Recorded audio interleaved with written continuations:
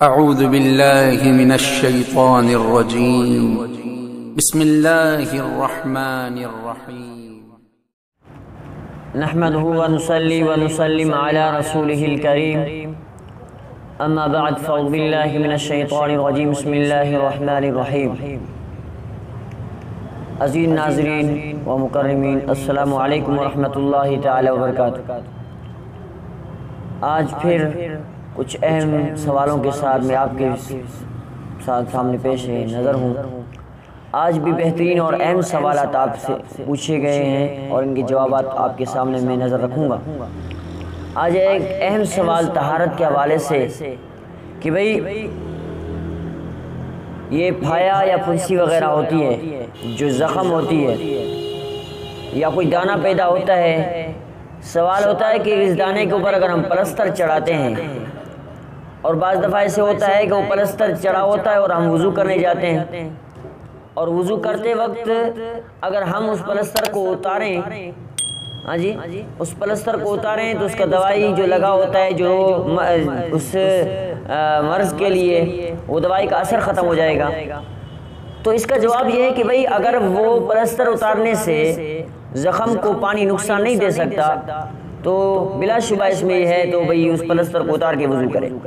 ہاں، اگر آپ یہ سمجھتے ہو کہ اگر پلستر اتاروں گا تو وہ دوائی ختم ہو جائے گی، ظاہر ہو جائے گی، اور جو زخم ہے اس کو جو ہے نا فائدہ نہیں ہوگا، یا پھر جو پلستر میں نے لگایا ہے وہ مہنگا ملے گا اور اتنی طاقت نہیں مجھے، یا پھر وہ پلستر نہیں ملنے کا امکان ہے کہ نہیں مل سکتا ہے، ایسا کوئی مسئلہ ہو گیا، تو ایسی صورت میں آپ اسی پلستر کے اوپر ہی مسح کر سکتے ہو، آپ کا وضو ہو جائے گا۔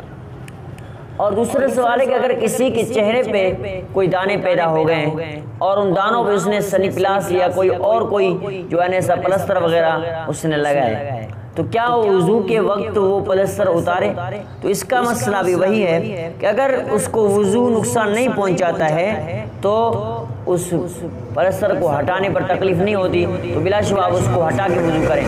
ہاں، اگر آپ وضو کر رہے ہو اور وہ پلستر اگر وہ ہٹاؤ گے اس زخم کو پانی نقصان پہنچائے گا، یا پھر وہ سنی پلاس یا پلستر نہ ملنے کا امکان ہے، یا پھر وہ اتنا طاقت نہیں اس کو کہ وہ دوسرا خرید سکے، تو بصورت اس کے وہ پلستر کو نہ اتارے، اس کو پلستر اور سنی پلاس لگاؤ اور وہیں پہ وضو کر لے، اس کا وضو ہو جائے گا۔